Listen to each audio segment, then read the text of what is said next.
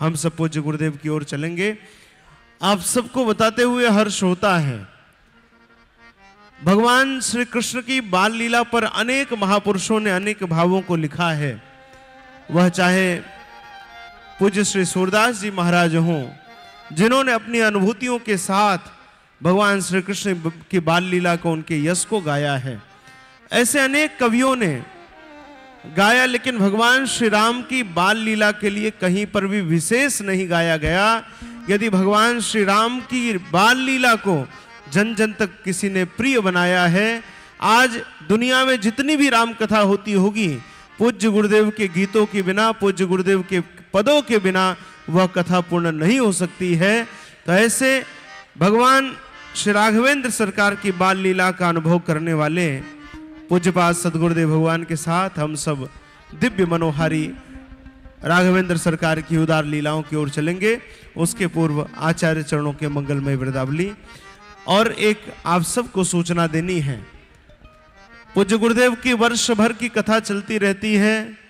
अब तक हजारों आयोजन पूज्य गुरुदेव के पावन सानिध्य में हो चुके हैं, लेकिन विकासपुरी दिल्ली का यह आयोजन अपने आप में विशिष्ट होने जा रहा है, क्योंकि कल इसी कथा के मध्य देश के राष्ट्रपति द्वारा पूज्य गुरुदेव को भारतीय शिक्षा जगत का सर्वोच्च पुरस्कार ज्ञानपीठ पुरस्कार कल पूज्य गुरुदेव को मिलने जा रहा है।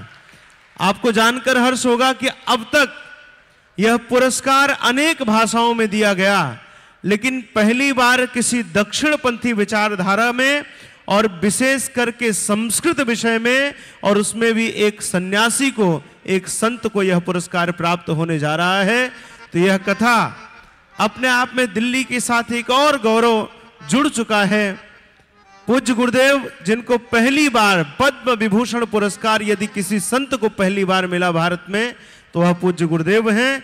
और अब ज्ञानपीठ पुरस्कार के साथ, जो कि साहित्य और शिक्षा का सर्वोच्च पुरस्कार है इस देश का, कल देश के राष्ट्रपति और पूज्य गुरुदेव की बहुत ही प्रिय बहन श्रीमती द्रौपदी मुर्मू जी के द्वारा पूज्य गुरुदेव को प्रदान किया जाएगा। यह सम्मान अपने आप में एक एक संस्कृतज्ञ का सम्मान है, एक एक संत का सम्मान है, और उससे भी आगे एक एक सनातन धर्मी का सम्मान है। क्योंकि घर के मुखिया का, घर के पिता का, घर के गुरुजन का यदि सम्मान होता है, तो वह पूरे परिवार और पूरे समाज का सम्मान कहलाता है।